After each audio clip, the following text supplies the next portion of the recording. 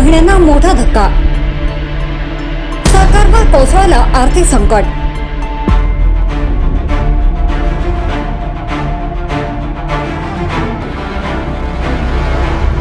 महिलांना आर्थिक सक्षम करण्याच्या हेतूनं राज्य सरकारने मुख्यमंत्री माझी लाडकी बहीण योजना सुरू केली। या योजनेत सुरुवातीला 1500 रुपयांचा हप्ता सर्व महिलांच्या खात्यात जमा करण्यात आला। निवडणुकीनंतर सर्व महिलांच्या खात्यात 2100 रुपये जमा केले जातील असे सांगण्यात आले होते। मात्र निवडणुकीचा निकाल लागल्यानंतर 3 महिने उलटले आहेत, तरी अद्याप लाडकी बहीण योजनेचा 2100 रुपये हप्ता महिलांच्या खात्यात जमा झालेला नाही। त्यातच आता लाडक्या बहिणींना सरकारने एक मोठा धक्का दिला आहे।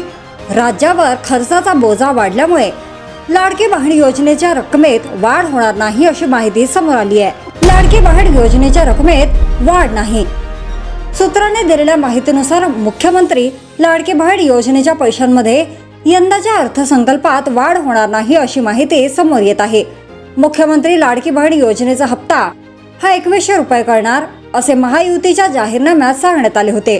राज्यातील महिलांना याबद्दलचे वचन देण्यात आले होते, मात्र अद्याप या लाडकी बहीण योजनेचा वाढीव हप्ता महिलांना मिळालेला नाही। सध्या महिलांना 1500 रुपये हप्ता दिला जातोय। यासाठी आतापर्यंत राज्य सरकारने 46,000 कोटींची तरतूद केली होती। सध्या राज्यावर खर्चाचा बोजा वाढलाय, त्यामुळे लाडकी बहीण योजनेच्या रकमेत वाढ होणार नाही अशी माहिती सूत्रांनी दिली आहे। यामुळे लाडकी बहीण योजनेचा वाढीव हप्ता देण्यात येणार नाही। लाडकी बहीण योजनेत महिला अपात्र ठरणार। दरम्यान लाडकी बहीण योजनेत आतापर्यंत 5 लाख महिलांना अपात्र करण्यात आला। तसेच सध्या लाडकी बहीण योजनेत विविध निकष लावण्यात आले आहेत, त्यामुळे लाखो लाडक्या बहिणींचे अर्ज रद्द करण्यात आले आहेत। लाडकी बहीण योजनेच्या उधापट्टीला लगाम घालण्यासाठी निकष लावल्यामुळे लाडक्या बहिणी नाराज झाल्या आहेत।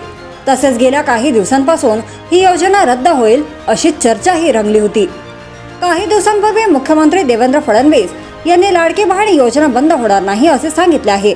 लाडकी बहिणींसाठी 45,000 कोटी देत आहोत, त्याचा ताण आमच्या बजेटवर येणार आहे। 2,80,00,000 महिला त्यात आहेत। आम्ही आधी छाननी केली नाही, योजना लागू केली, त्यात निकष होते। काही लोकांनी निकष पाहिले नाही, तरीही फायदा घेतला, त्यामुळे आम्ही निकषात बसणाऱ्यांनाच यात ठेवणार आहोत। उद्या कॅगही आम्हाला जाब विचारेल, पण छाननीतून फार महिलांना डावललं जाणार नाही। कमी महिला अपात्र ठरतील असेही देवेंद्र फडणवीस म्हणाले। जर तुम्ही अजूनही YouTube चॅनलला सबस्क्राईब केलं नसेल तर ते लगेच सबस्क्राईब करा।